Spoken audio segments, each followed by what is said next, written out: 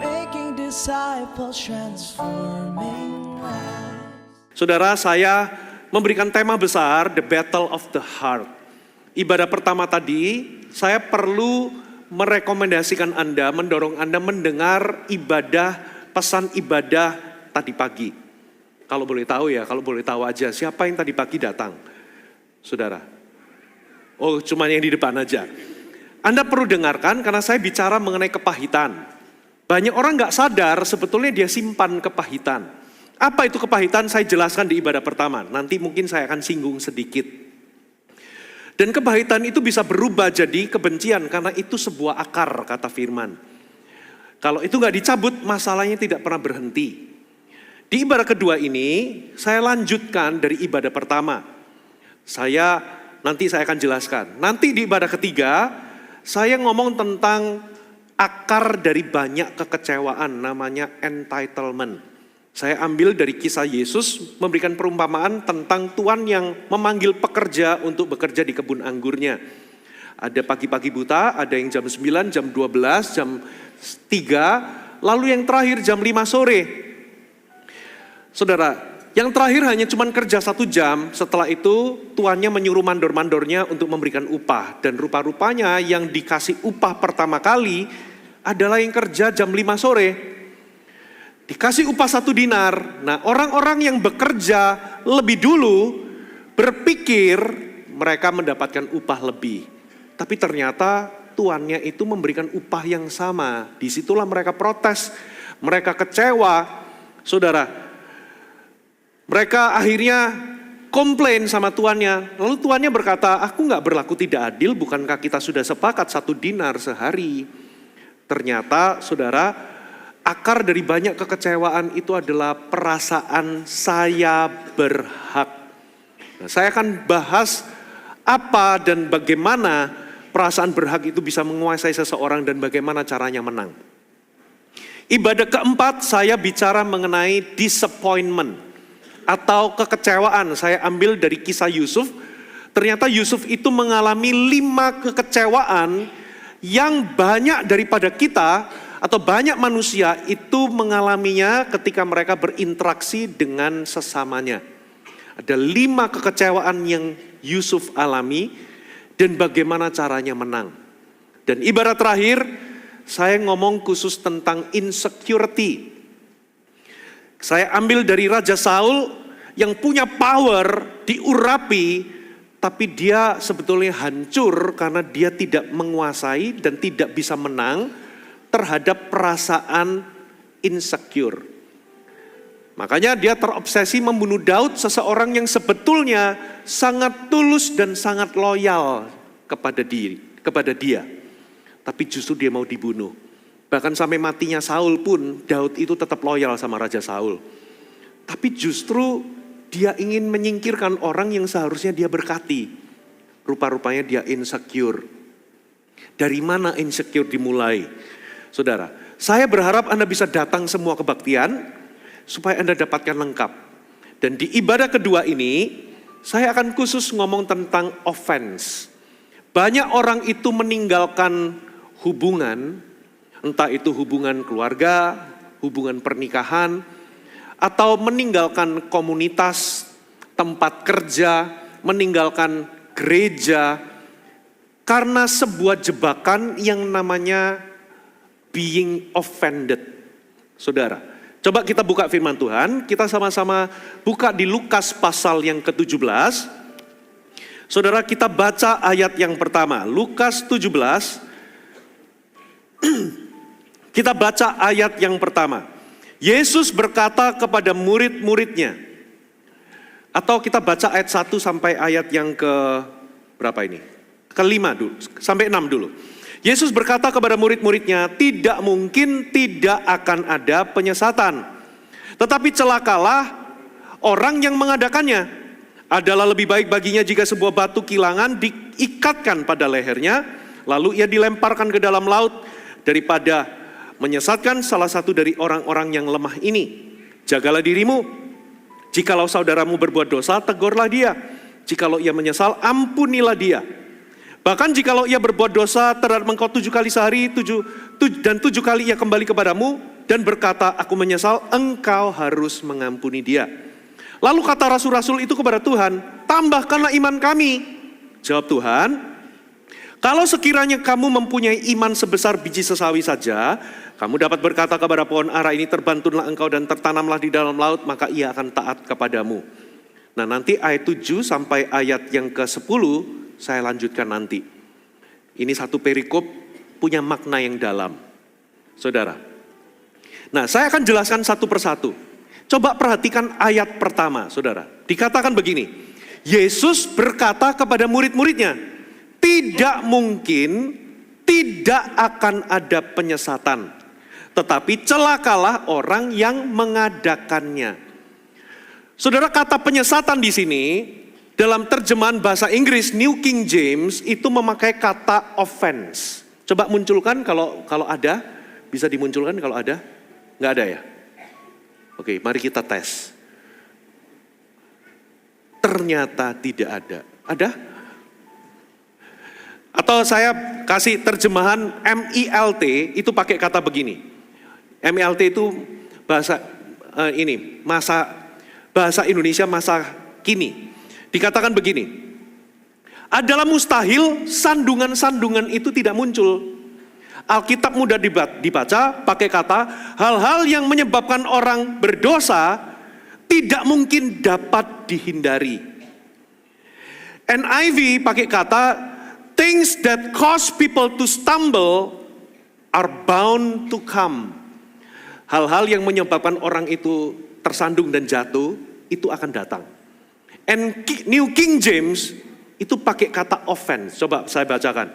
Then he said to the disciples, it is impossible that no offenses should come. But woe to him through whom they do come.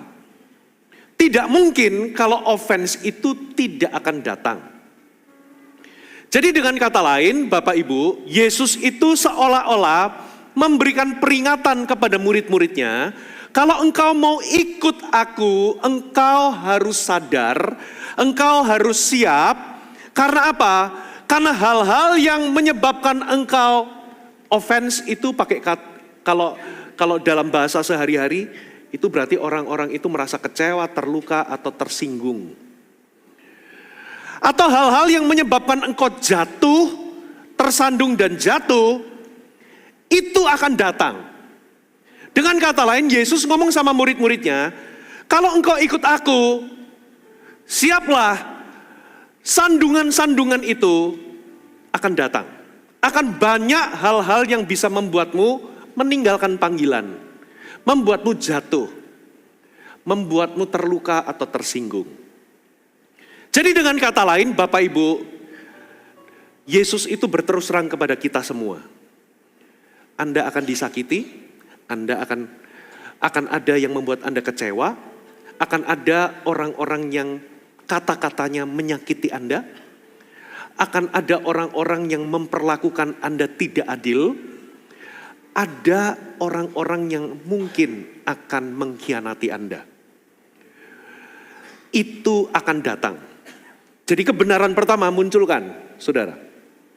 Munculkan, kebenaran pertama, poin pertama, saudara, offense itu tidak terhindarkan. Katakan offense tidak terhindarkan.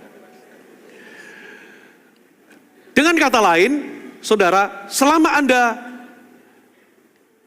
hidup di dalam dunia, akan ada orang yang menyakiti Anda, akan ada orang yang membuat Anda kecewa, akan ada orang-orang yang memperlakukan Anda tidak adil, akan ada orang-orang yang dalam tanda kutip mereka akan melukai atau mengkhianati Anda. Anda harus siap. Dan itu bisa terjadi di rumah tangga, itu bisa terjadi di tempat kerja, itu bahkan bisa terjadi dalam circle pertemanan Anda. Bahkan saya tegaskan, itu bahkan bisa terjadi di gereja, di CG atau di pelayanan. Nah, poinnya di sini, Bapak Ibu.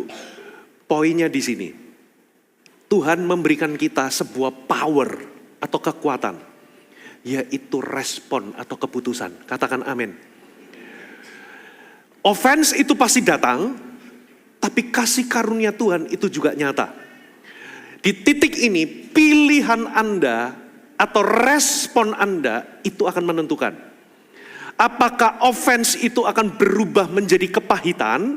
Apa definisi kepahitan? Anda perlu catat, kepahitan itu adalah, saudara, gabungan dari emosi negatif yaitu kemarahan, kekecewaan, saudara, apalagi luka, sakit hati yang belum selesai dan menetap lama dalam diri Anda, sehingga itu mempengaruhi cara Anda berpikir, itu mempengaruhi perilaku Anda, perasaan Anda, dan keputusan-keputusan Anda. Itu adalah emosi negatif yang Anda biarkan menetap berkepanjangan yang tidak diselesaikan. Saudara, itu berubah menjadi kepahitan, dan kepahitan itu adalah akar, tidak kelihatan tapi dia akan terus berkembang. Kalau Anda tidak cabut, saudara, masalahnya akan terus berkembang. Anda perlu dengarkan pesan di ibadah pertama. Begitu Anda tersinggung, kecewa bisa berubah jadi kepahitan, dan kepahitan itu kalau Anda lanjutkan jadi kebencian. Kalau kebencian itu Anda akan melakukan yang namanya keinginan atau tindakan untuk membalas. Itu berubah menjadi kebencian. Bapak Ibu. Nah, dengan kata lain, respon Anda itu akan menentukan seberapa besar Anda akan bertumbuh. Iblis ingin menggunakan offense untuk apa? Membuat Anda jatuh. Tapi Tuhan sebaliknya, Tuhan memberikan kita kasih karunia supaya ketika Anda mengalami offense, justru itu mengubah Anda, membuat Anda mengambil keputusan yang benar, dan Anda bertumbuh di dalamnya. Katakan amin. Kebenaran kedua, munculkan, saudara. Offense itu umpan, bukan kebenaran. Coba perhatikan, saudara, kata tidak mungkin tidak ada penyesatan. Dalam bahasa Inggris pakai kata offense. Atau NIV pakai kata stumbling. Atau sandungan. Stumbling block. Seperti kayak batu sandungan. Bahasa Indonesia yang lain pakai kata hal-hal yang membuat seseorang jatuh. Atau tersandung atau berdosa. Jadi dalam bahasa aslinya ternyata pakai kata skandalon. Katakan skandalon. Pakai kata skandala. Skandala itu adalah bentuk jamak dari skandalon. Arti dari skandalon itu adalah jebakan atau perangkap atau batu sandungan. Jadi ada mekanisme perangkap atau jebakan. Jadi dengan kata lain, skandala atau skandalon itu adalah umpan di dalam sebuah perangkap. Dengan kata lain, skandalon itu seperti keju yang diletakkan di dalam jebakan tikus. Yang mematikan itu bukan jebakannya sebetulnya. Yang membuat tikus itu mati bukan karena jebakannya, juga bukan karena umpannya. Tapi yang membuat tikus itu mati adalah keputusan untuk mengambil umpan tersebut. Do you mudeng? Sama dengan kita, Bapak Ibu, skandalon itu adalah umpan di dalam perangkap. Yang menghancurkan kita itu bukan umpannya, tapi keputusan kita mengambil umpan tersebut. Karena tikus itu gak tertarik sama jebakannya, dia gak melihat jebakan itu sebagai jebakan, tapi dia tertarik sama umpannya. Karena itu keju, karena itu ikan asin. Saudara, begitu dia bergerak karena umpan, keputusan untuk mengambil umpan itulah, begitu dia ambil kejunya, klik, terlambat sudah, dia terjerat. Begitu pula dengan kita, yang mematikan dari umpan ini adalah, saudara, waktu Anda melihat umpan tersebut, itu terlihat bukan seperti jebakan, tapi justru terlihat seperti keadilan atau kebenaran. Makanya hati Anda bereaksi, dan Anda ambil umpan itu. Dan tahukah umpan itu bentuknya apa? Umpan itu adalah segala situasi, perkataan, perlakuan, atau sebuah keadaan yang membuat Anda tersinggung, kecewa, dan sakit hati. Itulah umpannya. Yang akibatnya membuat Anda meninggalkan panggilan Anda atau jatuh secara rohani. Ingat, skandalon itu adalah umpan yang membuat seseorang jatuh secara rohani dan meninggalkan panggilan. Kenapa hati Anda bereaksi? Karena itu terlihat seperti kebenaran. Secara emosional itu Anda akan berkata, iya, aku sakit hati. Aku memang diperlakukan gak adil. Aku berhak marah. Dan bisa jadi faktanya itu benar. Dan begitu Anda marah, sakit hati, lalu Anda simpan itu, saudara, Anda sudah terjebak. Anda sudah mengambil umpan itu. Bapak Ibu, yang menakutkan adalah itu tampak seperti kebenaran. Itu tampak seperti keadilan. Makanya hati Anda bereaksi. Karena bisa jadi faktanya memang itu gak adil. Memang mungkin apa yang dilakukan orang tersebut itu salah kepada saudara. Dan ketika Anda ambil umpan itu, Anda tersinggung, lalu Anda kecewa, lalu Anda mengembangkan, menyimpan kekecewaan itu dan bukan membereskannya, beberapa orang akhirnya meninggalkan panggilan. Makanya sebetulnya di titik ini, iblis tidak langsung menghancurkan Anda head to head. Iblis cukup membuat Anda tersinggung, lalu Anda akan hancur perlahan-lahan. Saudara. Poin ketiga, munculkan. Offense menghancurkan dari dalam. Kalau Anda baca konteksnya, kenapa Yesus berkata, ya kalau Anda buka Alkitab saudara, Lukas 17 ayat pertama, kenapa Yesus berkata tidak mungkin tidak ada penyesatan? Kata penyesatan itu adalah offense. Konteksnya kalau Anda lihat pasal sebelumnya, di Lukas 16, Yesus itu ngomong tentang dua perumpamaan untuk menegur orang-orang Farisi. Yang pertama adalah Yesus ngomong tentang perumpamaan bendahara yang tidak jujur. Yesus ngomong soal hati yang melekat kepada materi, lalu Yesus menutupnya dengan perumpamaan orang kaya dan Lazarus yang miskin. Yesus ngomong tentang dampak kekekalan seseorang kalau dia nggak bertobat. Saudara, nah jadi Yesus itu sedang mengekspos motivasi, mengekspos kemunafikan, mengekspos kejahatan daripada hati orang-orang Farisi. Yesus ngomong tentang kebenaran pakai perumpamaan. Lalu apa respon daripada orang Farisi? Bukannya bertobat, tapi orang-orang Farisi tersinggung lalu mengejek Yesus. Dan akibatnya apa saudara? Hatinya mengeras dan tidak mau bertobat. Coba kita lihat Lukas 16. Kita baca ayatnya yang ke Lukas 16 ayat yang ke 14. Lukas 16 ayat 14. Dikatakan begini, semuanya itu didengar oleh orang-orang Farisi, hamba-hamba uang itu. Dan apa saudara? Mereka mengejek. Mereka mencemooh Yesus. Yesus ngomong tentang kebenaran, mengekspos kemunafikan mereka, saudara, mengekspos keserakahan mereka, lalu mereka tersinggung. Katakan tersinggung. Bukannya bertobat, tapi mereka malah mencemooh dan mengejek Yesus. Lalu Yesus di pasal 17 ayat pertama, terjadi shifting, katakan shifting.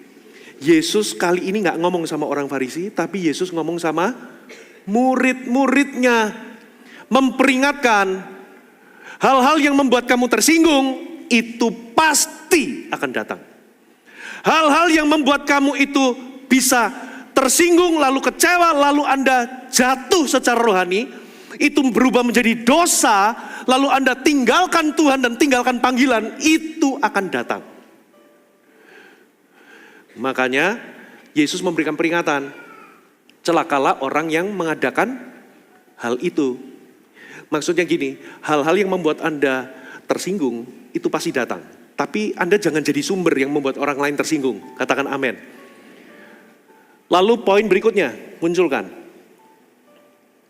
Poin yang keberapa? Satu-satunya jalan keluar adalah apa, saudara? Lalu Yesus ngomong apa di ayat-ayat berikutnya? Kalau ada orang yang berbuat salah, tegur dia. Tapi kalau dia menyesal lalu minta ampun, ampuni dia. Bahkan kalau dia mengulanginya lagi, kata Yesus, dia datang lagi sampai 7 kali mengulangi hal yang sama. Lalu dia menyesal, tetap ampuni. Karena itulah jalan keluar. Lalu rasul-rasul ngomong, tambahkan iman kami. Lalu Yesus ngomong, kalau imanmu itu sebesar biji sawi saja, kamu bisa ngomong sama gunung atau ngomong sama pohon tarbantin ini, dia akan taat. Maksudnya apa? Ternyata pengampunan itu adalah tindakan iman. Pengampunan itu tidak tergantung perasaan. Bahkan sekalipun orangnya itu mengulangi lagi kesalahannya, engkau harus dengan radikal memutuskan untuk mengampuni. Saya di ibadah tadi pagi mengutarakan ada 3 orang yang sulit diampuni. Yang pertama adalah orang yang paling dekat sama kita. Sahabat kita, pasangan kita, orang tua kita, anak kita, pemimpin rohani kita, ketua CG kita, coach kita. Saudara, yang kedua adalah orang yang gak mau minta maaf dan tidak mau mengakui kesalahan. Waduh, itu sulit. Makanya banyak orang itu tidak mau mengampuni. Kenapa? Aku tunggu dia minta maaf. Aku tunggu dia ngakui kesalahan. Kalau dia nggak ngakuin kesalahan sampai mati, aku nggak akan minta maaf. Saudara, tahukah saudara, yang mati bukan dia. Yang hancur duluan Anda. Kenapa? Pengampunan itu membebaskan Anda dari racun. Orang yang simpan kepahitan, nunggu orang berubah dulu baru dia minta ampun, memaafkan. Itu seperti Anda minum racun pil 3 hari sehari selama bertahun-tahun. Lalu Anda berkata, kok kesehatanku memburuk ya? Kok aku makin lemah? Tapi Anda berharap orang itu yang mati? Enggak, Anda yang mati. Bapak Ibu, pengampunan itu membebaskanmu. Katakan amin. Pengampunan itu bukan karena orang itu pantas atau layak. Tapi pengampunan itu karena Tuhan yang minta Anda untuk mengampuni. Karena itulah satu-satunya jalan untuk Anda bebas. Katakan amin. Tapi Pastor Puji, kalau dia nggak berubah gimana? Nanti ngelunjak lagi. Pengampunan itu bukan berarti Anda setuju sama perbuatan orang itu. Mengampuni juga bukan berarti Anda terus memberikan diri Anda disakiti terus. Bukan. Saudara. Tapi mengampuni itu membebaskan Anda dari racun. Karena kalau Anda nggak mengampuni, saudara, berapa banyak orang yang meninggalkan panggilan, meninggalkan hubungan karena offense, karena dia ambil umpan offense tersebut. Berapa banyak orang keluar dari kerjaan, padahal pekerjaan masa sekarang itu sulit. Orang bisa bekerja itu adalah anugerah. Karena apa? Dia ambil umpan, dia tersinggung, dia keluar kerjaan. Saya pernah dengar seseorang, dia diupah karena ini teman, seorang bos punya pabrik, ini jemaat di GMS A, saya gak perlu sebut. Dia punya teman, dipekerjakan, dia itu salesman tapi gajinya itu 2 kali lipat daripada salesman biasa. Sudah kerja bertahun-tahun, saudara.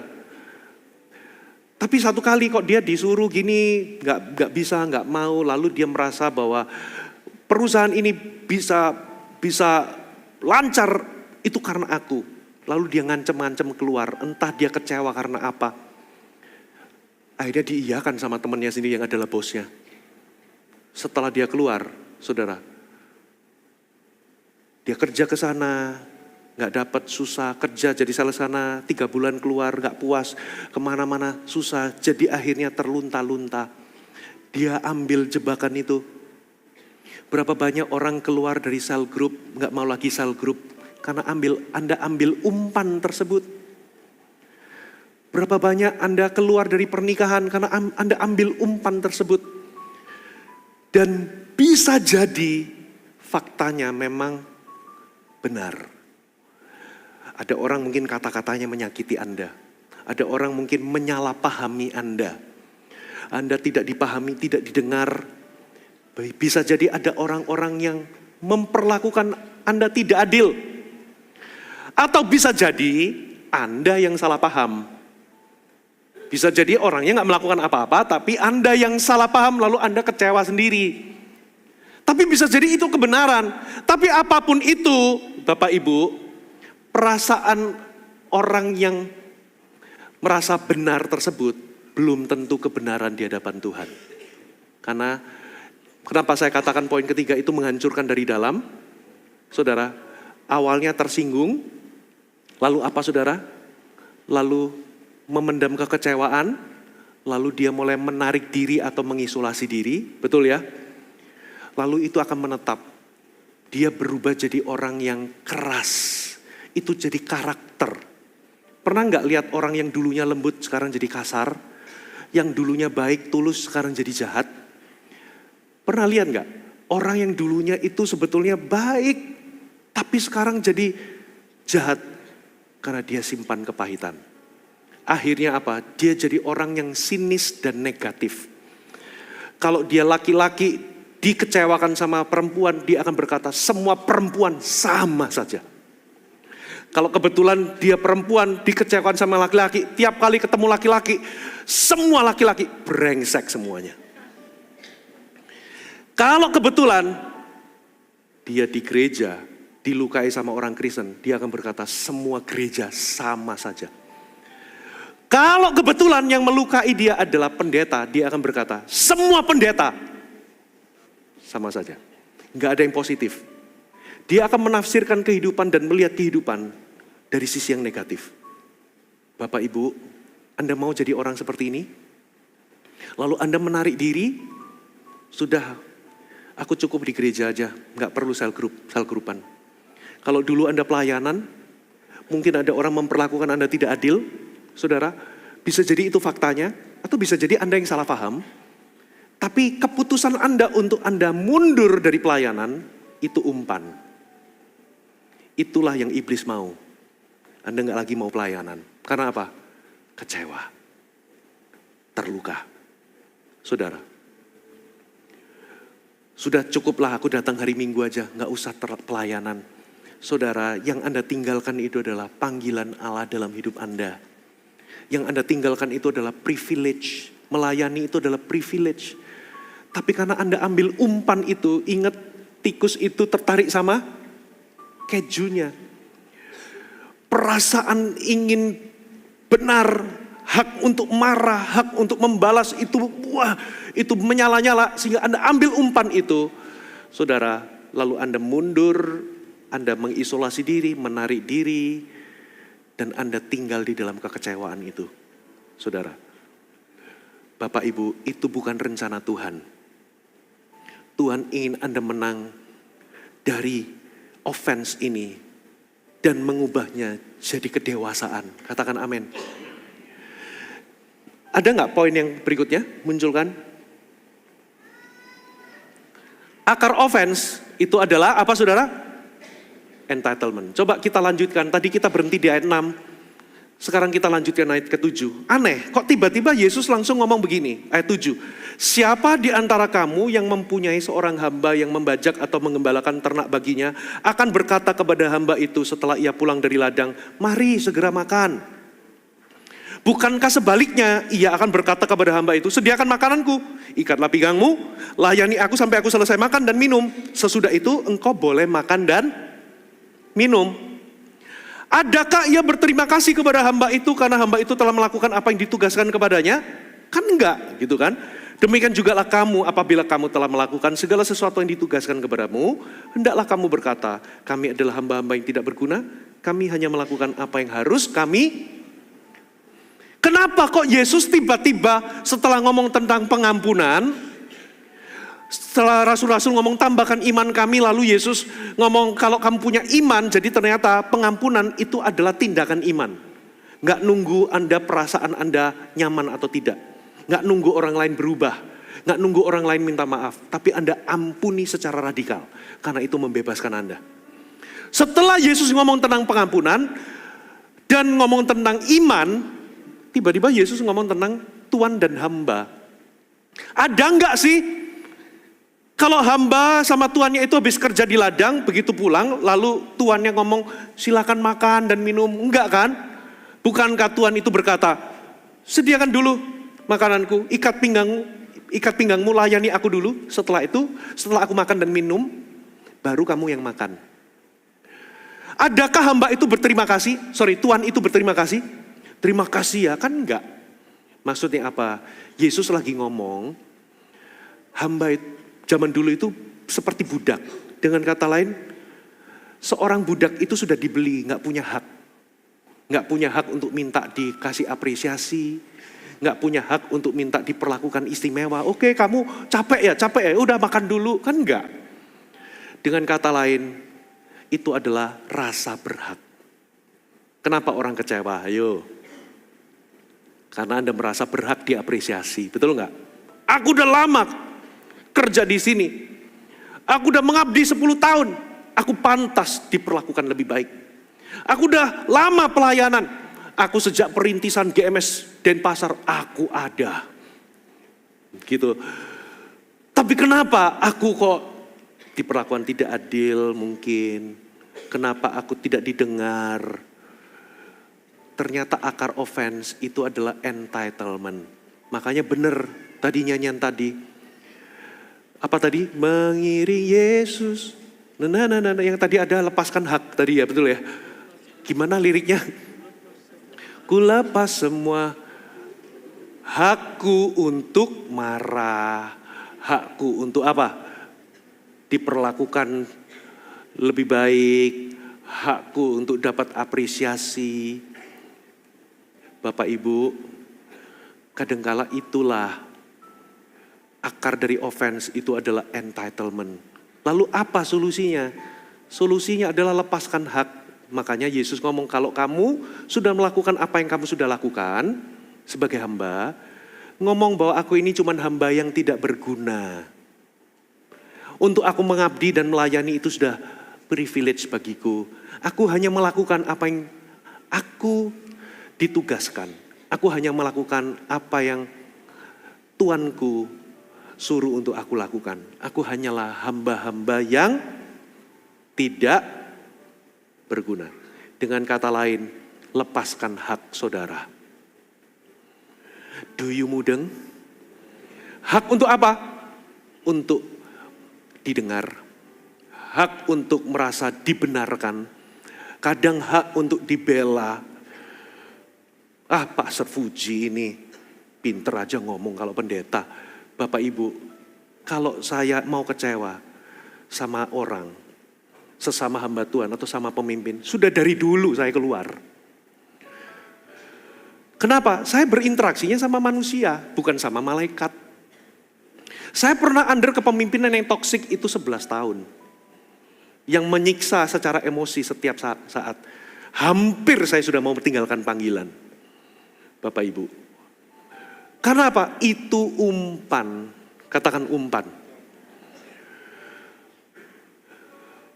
Kalau mau cerita siapa yang pernah begini begitu, ya ada aja namanya dunia kerja, namanya di dalam keluarga, namanya juga komunitas. Selama kita berinteraksi dengan manusia, offense itu akan datang.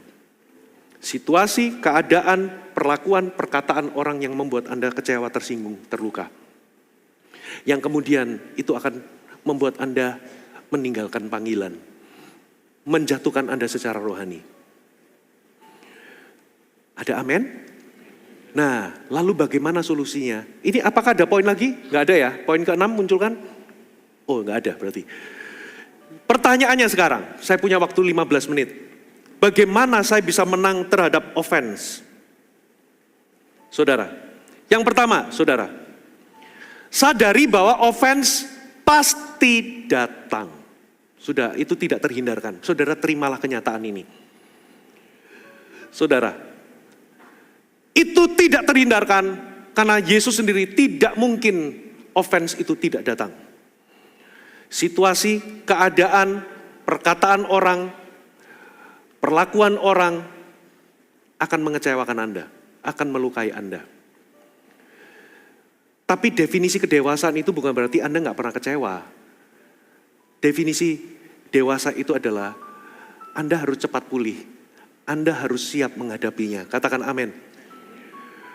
Anda harus bisa memprosesnya dengan cara yang benar. Itu namanya kedewasaan. Sehingga Anda tumbuh lebih dewasa. Karena Anda tahu bagaimana memproses. Loh Pak, kan kita nggak boleh kecewa, kita kan harus mengasihi. Yesus pun pernah dikecewakan. Dia disangkal oleh murid yang paling dekat, namanya Petrus. Dia dikhianati oleh orang kepercayaannya, yaitu orang yang disuruh pegang uang. Itu kan orang kepercayaan, namanya Yudas. Dia dijual sama Yudas. Murid-muridnya lari meninggalkan dia waktu Yesus ditangkap. Nggak ada satupun yang standby. Petrus sempat ngikutin tapi dari jauh. Begitu digertak, Petrus langsung menyangkal, nggak kenal aku. Saudara, tapi Yesus tidak tinggal di dalam kekecewaan. Yesus tidak tinggal di dalam sakit hati. Yesus memprosesnya dengan cara yang benar. Ada amin Bapak Ibu? Poin yang kedua, muncul kan? Sekali lagi, pilihlah melepaskan, bukan menyimpan. Dunia berkata, ya, simpan. Ingat-ingat terus. Jangan biarkan dia lolos. Dan apa yang terjadi? Anda terikat. Anda nggak bisa move on, Anda hidup di masa lalu. Pernah satu kali ibu-ibu datang ke dokter karena dia mengeluh, kok aku ini sakit terus ya. Entah sakit GERD lah, entah gelisah, perasaan cemas, entah, saya nggak ngomong bahwa yang GERD ini Anda menyimpan luka, enggak semua. Ini cerita orang, kasus. Kok dia gelisah terus, dia cek ke dokter nggak apa-apa, baik-baik aja. 3 kali akhirnya dokternya waktu 3 kali kontrol, dia ngomong gini, sebentar ibu, saya mau tanya ibu lebih personal. Apakah ibu ini memendam kebencian terhadap seseorang? Nggak lama setelah dia jeda, lalu dia ngomong, dok saya ini orang yang sebetulnya mudah melupakan banyak hal. Tapi saya nggak bisa lupa apa yang kakak saya lakukan 15 tahun yang lalu. Ternyata saudara, dia itu simpan kemarahan, sakit hati sama kakaknya itu 15 tahun. Coba Anda pegang botol ini 1 menit. Enteng nggak? Enteng. Tapi coba 1 menit Anda begini. Kalau nggak otot Anda mulai gemeter. Coba 1 jam. Coba 2 jam kalau kuat. Nggak ada yang kuat saudara. Tapi ada orang simpan kepahitan 15 tahun saudara. Coba Anda makan, Anda bawa luka itu. Anda menjalani hidup, kerja, Anda bawa. Anda tidur, bawa kejadian itu. Saudara, bayangkan, makanya orang yang gak mau melepaskan itu terikat sebetulnya. Terikat sama peristiwa yang melukai dia itu. Bertahun-tahun tidur gak bisa tidur, makan gak bisa makan. Yang Tuhan mau adalah bawa luka itu kepada Tuhan, serahkan itu kepada Tuhan, dan lepaskan. Katakan amin. Nah, kita itu seringkali diajar pendam luka itu. Banyak orang memendam perasaan itu, padahal dia terluka. Kalau ditanya, kamu kecewa? Enggak kecewa, tapi melotot. Enggak kepahitan kok. Tapi dia masih cerita tentang kesalahan orang itu. Dia masih menunjukkan emosi kalau ingat peristiwa itu. Tapi ngomongnya, aku sudah move on, aku udah lupa kok. Bahkan ada yang pakai kalimat rohani. Kan Tuhan suruh saya mengasihi, saya gak boleh kecewa. Tapi sebenarnya dia terluka, dia kecewa. Maka yang Tuhan mau adalah bawa luka itu kepada Tuhan dan lepaskan itu maksudnya apa? Jujurlah dengan perasaan Anda di hadapan Tuhan. Mazmur berkata, curahkan isi hatimu di hadapan Tuhan. Beri label, Anda itu marah, terluka karena apa? Contoh, ya, Misalnya saya yang melukai Anda, misalnya. Saya marah, saya sakit hati, saya kecewa karena Pastor Fuji memperlakukan saya tidak adil. Karena saya tidak didengar, tapi sudah dinilai duluan. Jadi saya merasa tidak dibela, saya merasa keputusannya. Ungkapkan itu di hadapan Tuhan, akui bahwa Anda kecewa. Akui bahwa Anda luka. Jangan dipendam. Kalau dipendam itu akan membuat Anda yang pertama jadi orang yang meledak-ledak atau jadi orang yang mati rasa. Tahu mati rasa? Either tersinggungan atau sensitif, meledak-ledak. Yang kedua mati rasa. Pernah lihat kenapa pembunuh berdarah dingin itu waktu membunuh gak ada emosinya? Mati sudah perasaannya. Makanya orang yang terluka akan melukai. Orang yang kecewa akan mengecewakan orang. Orang yang tertolak akan menolak orang lain. Saudara, katakan lepaskan. Ampuni, saudara. Jadi dengan kata lain, coba kita buka Amsal 19 ayat 11. Amsal 19 ayat 11, munculkan. Akal budi membuat seorang panjang sabar dan orang itu dipuji karena apa saudara? Memaafkan pelanggaran. Terjemahan yang lain itu pakai kata kemuliaan. Kemuliaan seseorang itu adalah ketika dia memaafkan pelanggaran orang lain. Ternyata Alkitab menunjukkan bahwa orang yang noble, orang yang punya kemuliaan itu adalah orang yang memaafkan kesalahan orang. Ingat, pengampunan itu bukan karena orang itu layak. Pengampunan itu bukan karena orang itu pantas. Tapi pengampunan itu membebaskan hati Anda dari ikatan, dari racun, memulihkan hati Anda. Amin saudara. Anda berpikir kalau aku ngampuni aku buat baik sama orang itu. Enggak, waktu Anda mengampuni Anda sedang berbuat baik kepada dirimu sendiri.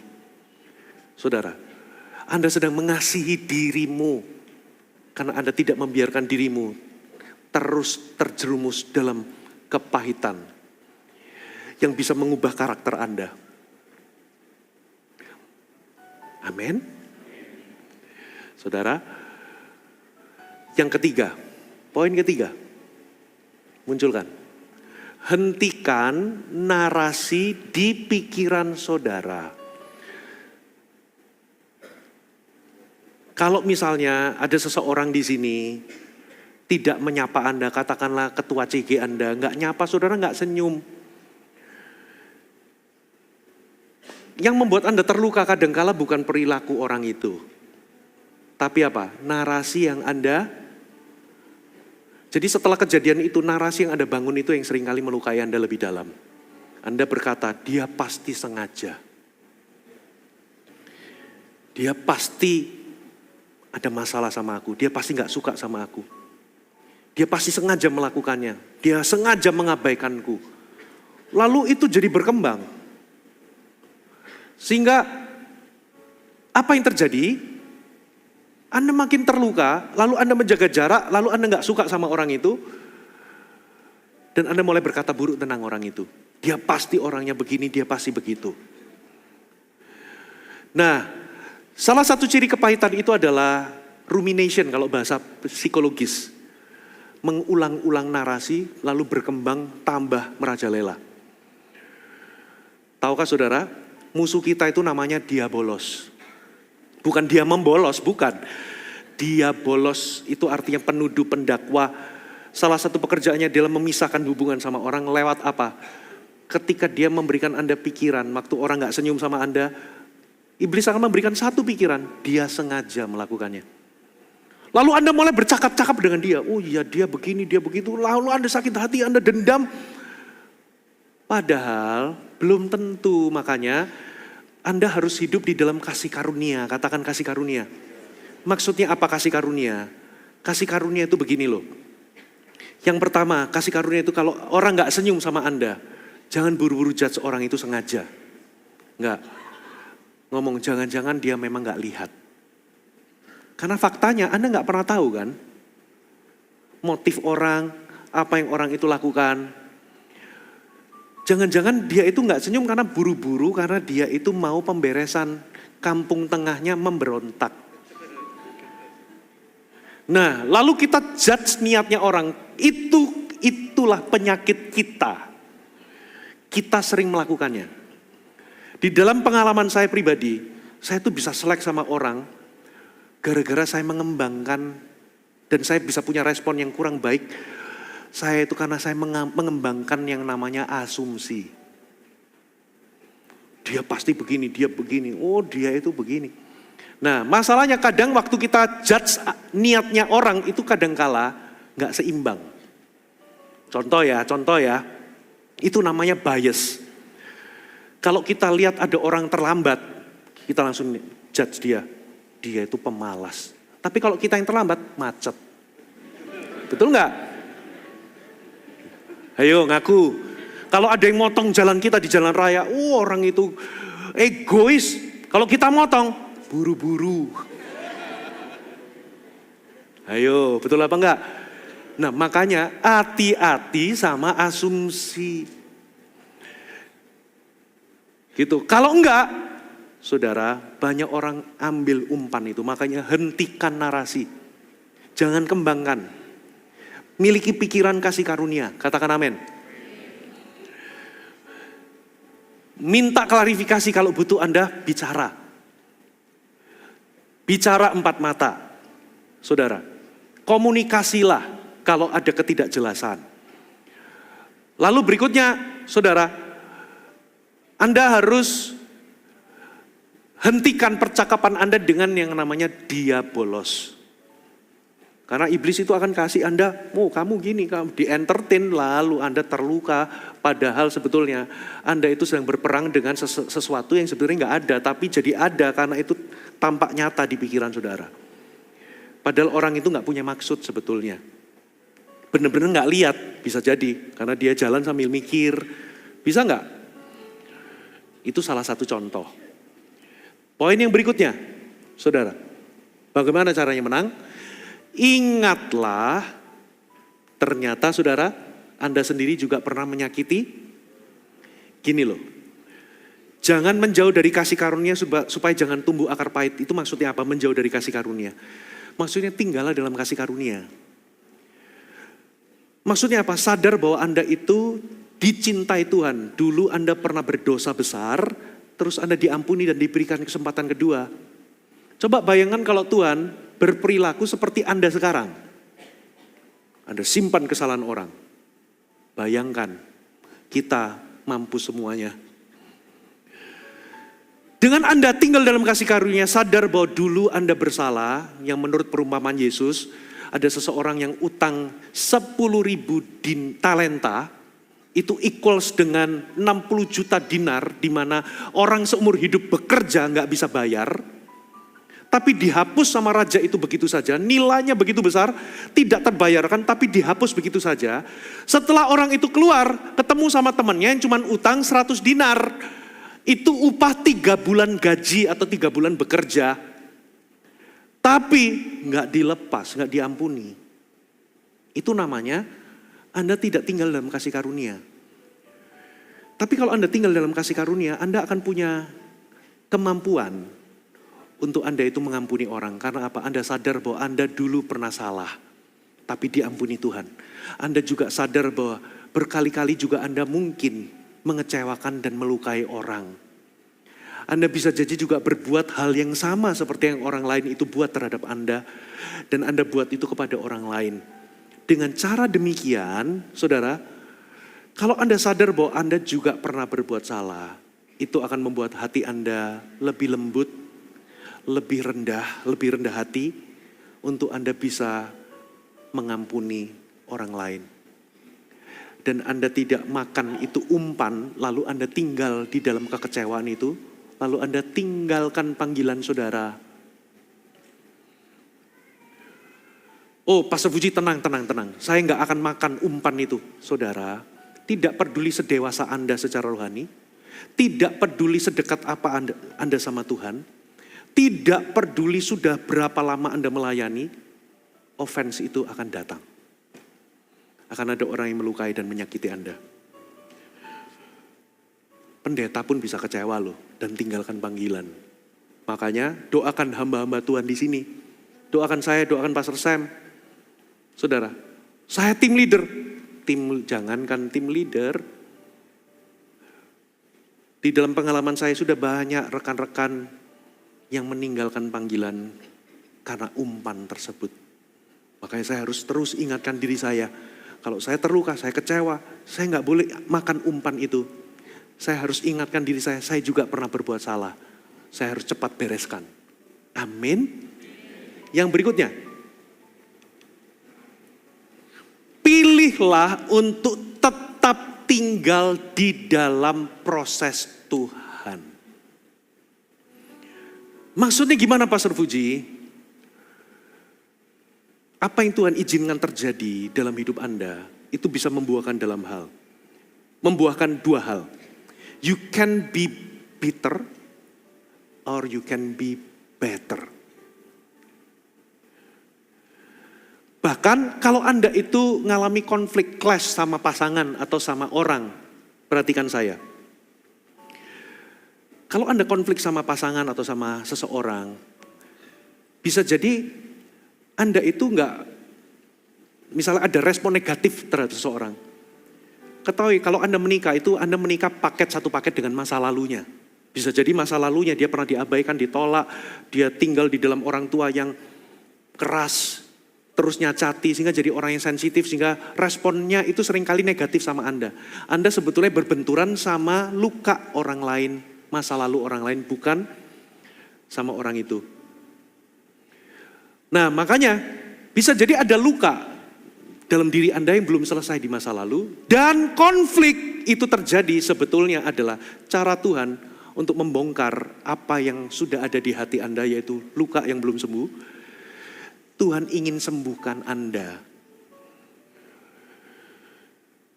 Atau Tuhan ingin mendewasakan dan membentuk Anda supaya apa? Anda jauh lebih rendah hati, jauh lebih dewasa. Nah, seringkali cara Tuhan itu adalah lewat orang-orang sulit, orang yang melukai Anda, lewat orang-orang yang mengecewakan atau memperlakukan Anda tidak adil. Itu adalah cara Tuhan untuk entah menyembuhkan Anda dari luka Anda yang di masa lalu, atau mendewasakan Anda. Tapi sayangnya banyak orang, apa saudara? Keburu meninggalkan proses. Saya pernah waktu kecil anak perempuan saya yang paling besar, pertama kali dia terluka lututnya, saya, aduh gitu ya. Di kamar saya ambil alkohol, dia tenang ambil alkohol, kan dia gak pernah ngalami. Saya kasih dia kapas, dia gak tahu. Begitu saya tempelin, saya kaget karena dia teriaknya itu ekstrim. Ekstrim, wah takut, sakit sekali. Karena memang sakit dikasih alkohol, betul gak? Setelah itu gak mau, aku gak mau. Loh gak bisa, saya harus bersihkan. Tapi sakit, enggak, kamu harus melalui proses itu supaya luka ini tidak infeksi. 4 minggu yang lalu atau 1 bulan setengah yang lalu, mama mertua saya dapat kabar familinya yang membantu proses renovasi rumah, itu meninggal dunia hanya gara-gara dia nginjak paku. Injak paku diobati biasa, kok tambah buruk, datang ke dokter diobati, enggak sembuh, datang ke rumah sakit, 2 hari meninggal dunia. Kata rumah sakitnya terlambat penanganannya, infeksinya udah sampai kemana-mana.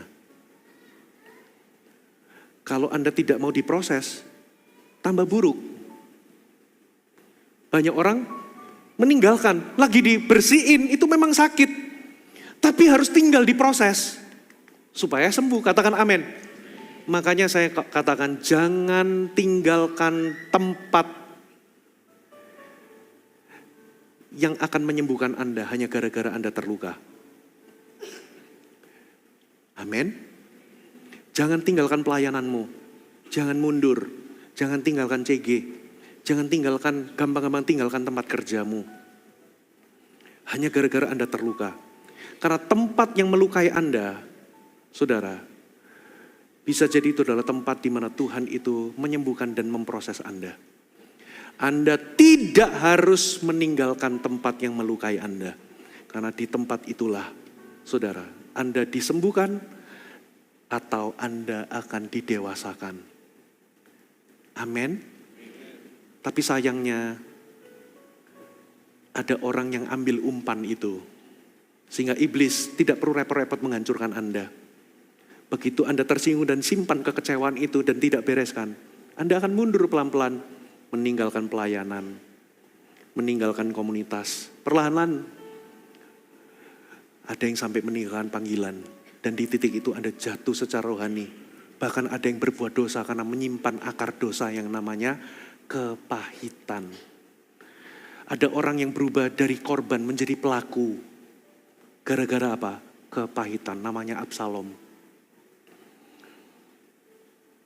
Amin. Oke, sudah cukup. Waktu saya tinggal sudah 000. Mari bangkit berdiri sama-sama.